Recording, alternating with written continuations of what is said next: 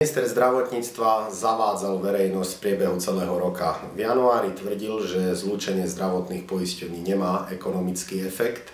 V septembri chcel zlúčiť zdravotné poisťovne podľa platnej legislatívy a tvrdil, že to má veľký ekonomický efekt.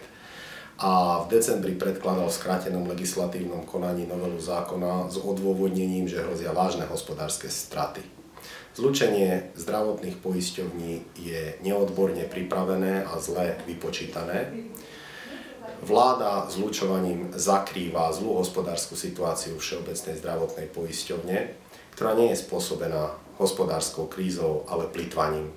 Dôkazom toho je, že 65 miliónov eur zo štátneho rozpočtu, ktoré mali slúžiť na samotné zlúčenie a mali byť použité v priebehu budúceho roka, dostala Všeobecná zdravotná už v októbri tohto roka a míňa tieto peniaze na hradenie zdravotnej starostlivosti.